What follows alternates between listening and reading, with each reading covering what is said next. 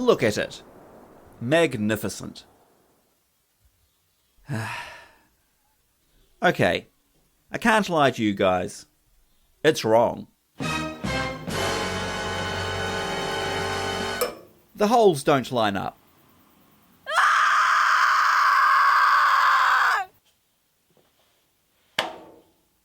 Remember when I said something like this? I was a little worried that the rails might warp like bananas from all the welding. But I test fitted everything, and they're still nice and straight. The last time I checked for straightness was before I welded these buggers on. I blasted away with montage music rocking in my ears, figuring that by this point everything was firmly held in place. But in fact, the rear crossmember dropped a whopping 16mm. That's a lot. I don't think the welding around here tilted the rails down as such. I think the welds contracting around these plates had a pinching effect on the sides of the rails. And that pinching only occurring on the bottom half of the rails kind of dragged everything down. Well, I think. I don't really know what happened. And anyway, the exact mechanism of warpage isn't important. The point is, it's wrong. Now, it's an understatement to say that this is a little annoying, but let's not waste any more time whinging.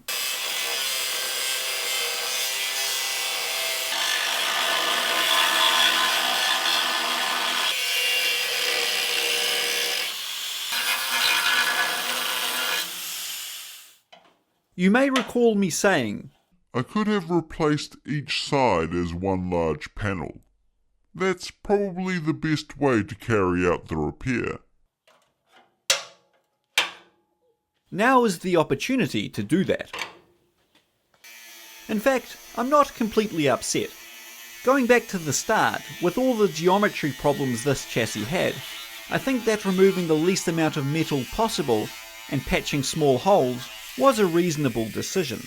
But now, with those major problems sorted, I'm more confident in taking a chunk out of the chassis. So let's cut the rear crossmember off. Again.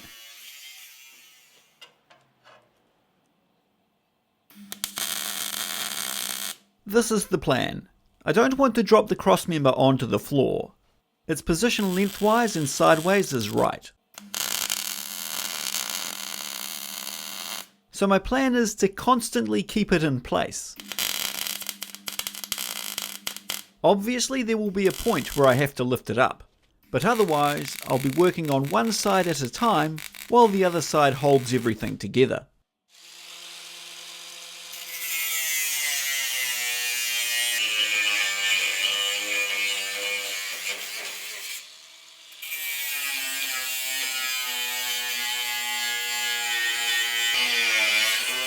Now the rear crossmember is free, apart from the temporary support plates I just tacked on.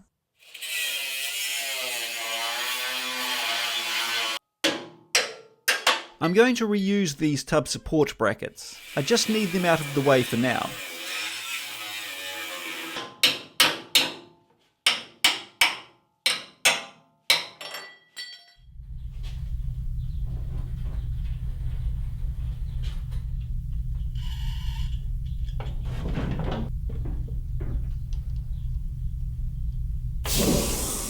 Now, with the body fitted, while supporting the rear crossmember on a jack, I cut the tack so I'd be able to move the crossmember back to the right height.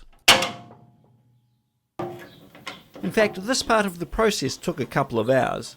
Just lots of checking, making sure I was happy with how everything sat.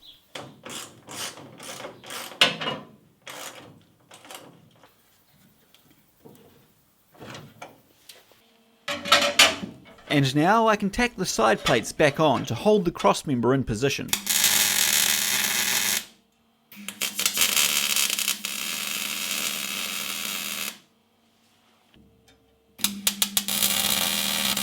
On the left hand side I actually just tacked the gap together.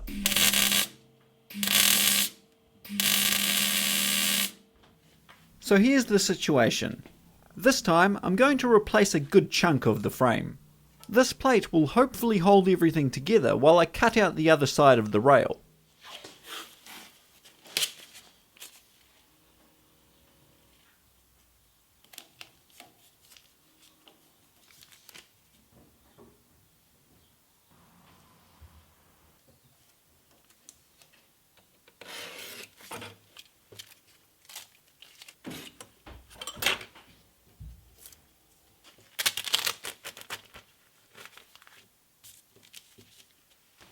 This will be the pattern for all 4 sides. That's why I went through the hassle of making it rather than just cutting to the line.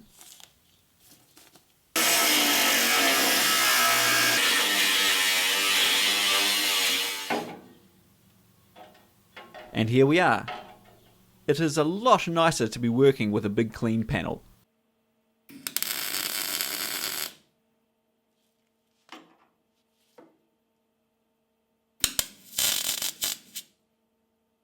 In hindsight, going back to the first time I did this repair, I should have patched everything like I did with small bits of metal, to the point that it was tack welded in place, and then cut out one side at a time and converted it to a repair like this.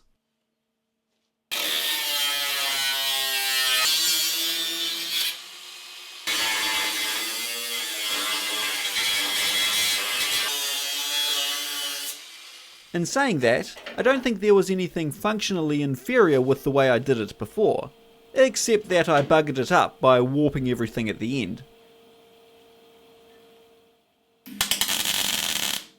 That was patching rust. This is more like rebuilding part of the chassis. What's the difference? I don't know. If you hook a replacement rear crossmember over the ends of the chassis rails and weld around the outside,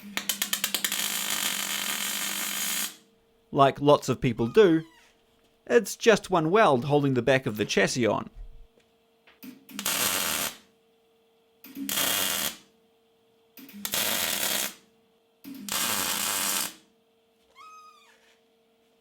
But that seems like a perfectly reasonable backyard repair, whereas this looks like a major chassis operation.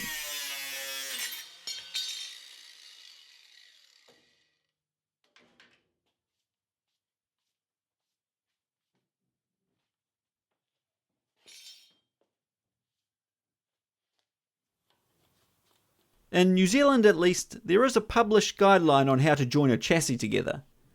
It's not detailed and it's intended more for people who are modifying a chassis as a hot rod or drag car or whatever.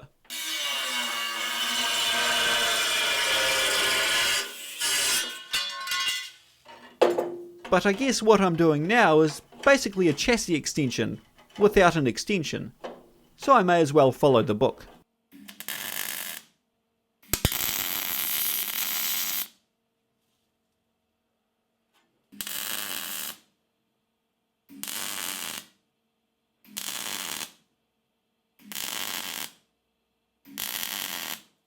That said, don't look at this and think that this is the answer to whatever you're doing. I'm an idiot working on my own car. YouTube is not the place for qualified advice. That's the right hand side done. The left is obviously the same, so in the interest of finishing this project before the world runs out of fuel, I'll go ahead and get the left hand side done off camera. So much faster. How long did that take? About 1/10 of a second?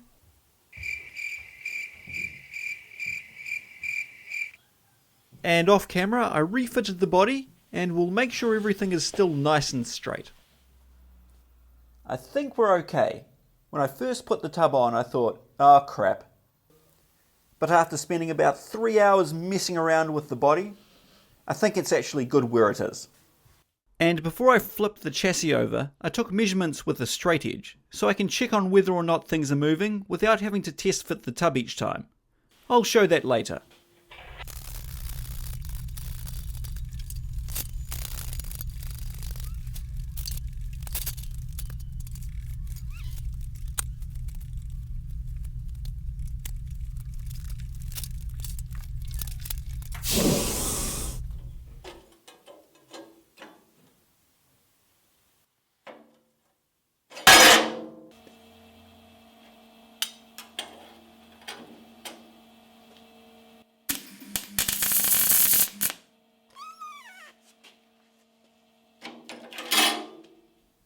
Okay, so I've got my first tack in, and I don't really know what I'm doing, so don't take this as advice. But anyway, I've got my first tack in. The temptation is to put the second tack up here, to hold everything together. But wherever my second tack goes is going to pull really hard on the steel. So if I put my next tack up here, it'll really flatten this out. You'll be amazed how much it'll move. This will probably lift up maybe a millimetre or two if I put the tack up here. And of course that would be pulling on the chassis as well, although I think the chassis is pretty well pinned in place at this point. All that to say, I'll be putting my next tacks on this edge so that I'm not pulling through this corner.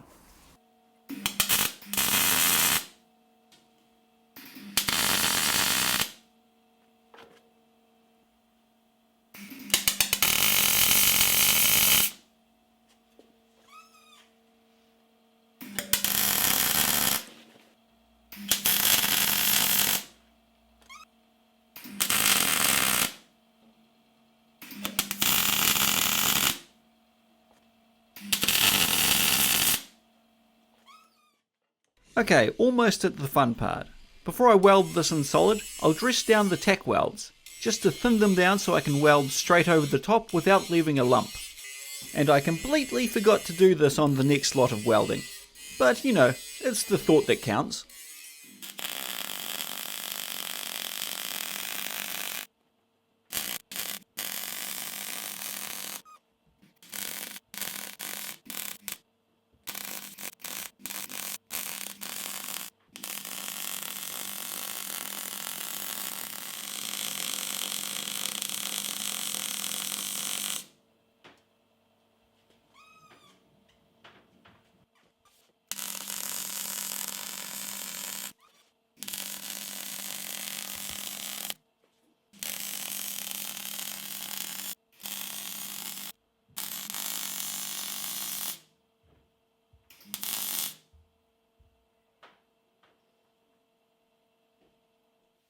Okay, so that's the bottom pieces welded in.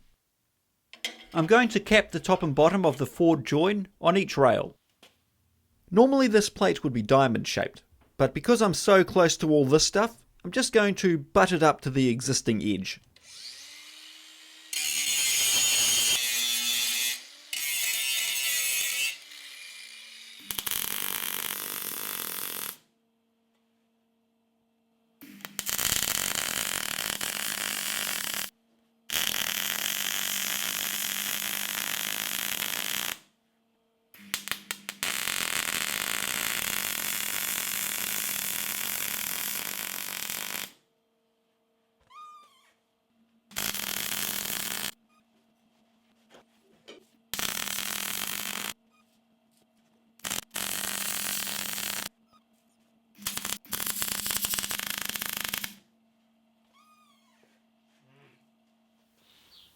Now, for this rearwards join, I don't have room to put a cap on the bottom, and I'll be doing something different back here.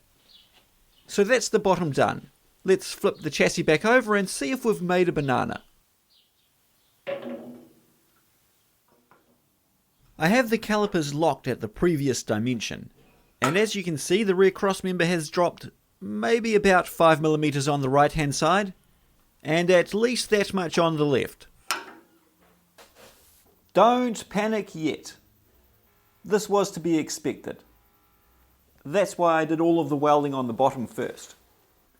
Any welding from this point on is only going to lift the rear crossmember higher. I'm going to weld these three edges first, and then we'll see where we are. If we're getting close, that's fine, we'll continue to weld everything up and should come in about perfect. If it is a long way off, I can always cut here and here and physically tweak that upwards.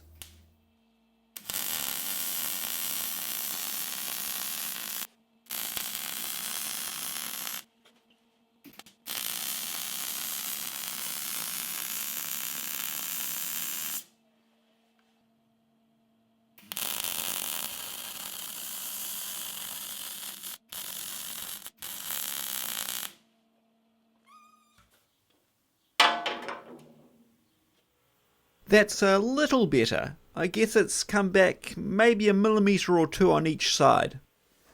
So, what am I going to do? Well, I do have quite a lot of leverage left in this weld here. But I really don't have the experience to know how much this is going to move, if at all. And I don't want to weld all of this up fully and then have to start grinding and cutting into fully welded parts. That's just going to make a mess. And all of this is going to be visible, so I don't want to do that. So what I'm going to do is hack my way through these tack welds and then physically lift the rear cross member. Then when I come to weld this up finally, if it lifts a little bit more than that, well, that's okay. If the rear cross member is a few millimeters too high, that's no problem. A few millimeters too low is a bit more difficult to work around.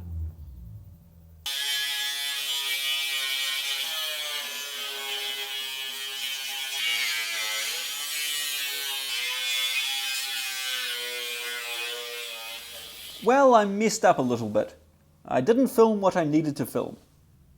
As I think I just recorded, I cut both sides through here, so we could close this up like a clamshell and lift the rear cross member back up to where it should be. I decided to do the other side first, get a bit of practice in before videoing this side. I put a couple of tacks at the top of this side just to hold it, and that made a little difference in itself, pulling this together. Then I went and did the far side, and what I did over there was walk my way up this join. Tack, tack, tack. And just that lifted the cross member right back to where it should be. Great. So I came back here to video doing this side.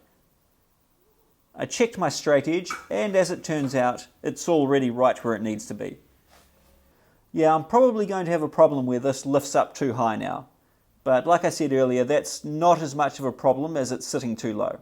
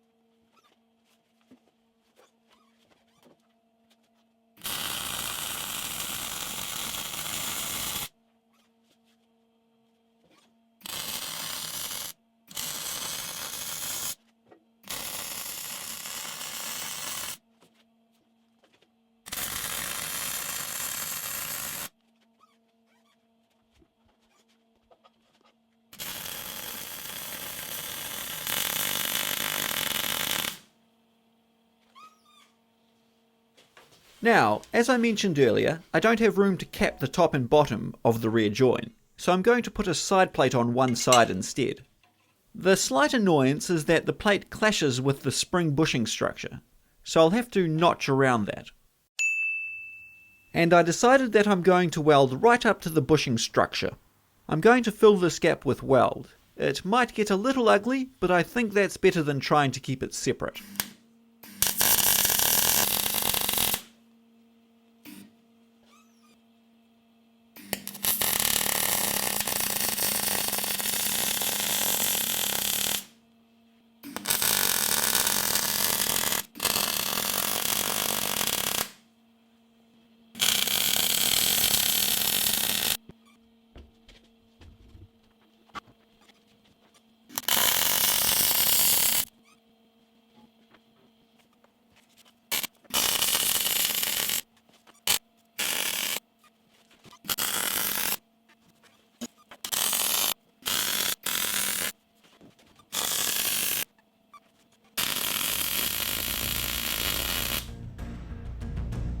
And there we are.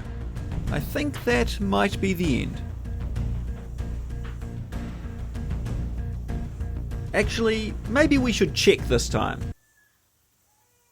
It's okay. The cross member is about 4mm higher than I intended, which is fine. I can work with that. Let's fit the body and make sure. And fitting the body, you can see that 4mm in here. I can probably lift the tub a few millimeters and it won't make any significant difference. But I've got the tub and doors sitting just perfect as you see it now, so probably what I'll do is slot the holes in the tub.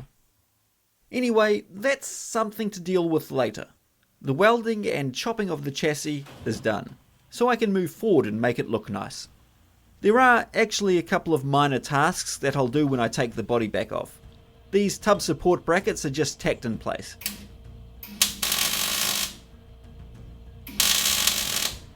I'll weld those on properly. Same goes for the exhaust hanger. But you guys don't need to see that. As far as the story goes, that's it for the chassis repairs. Next, it'll be leaving my garage for a short period. I've ignored a lot of questions about how the chassis will be finished. Sorry about that. This is a subject in itself, which will be the topic of the next video. Thank you all for watching this drawn out saga. Especially thank you to the guys who support me through Patreon. I don't like to go on about Patreon because it's kind of awkward, but I guess because this is like the end of a chapter, a special thank you to you guys. You literally covered the cost of the steel and everything else that I wasted doing things twice. There will be different videos coming next, but don't worry, the Land Rover will return shortly. We are very close to crossing the hump of this project. Thank you all for watching, and I'll see you next time.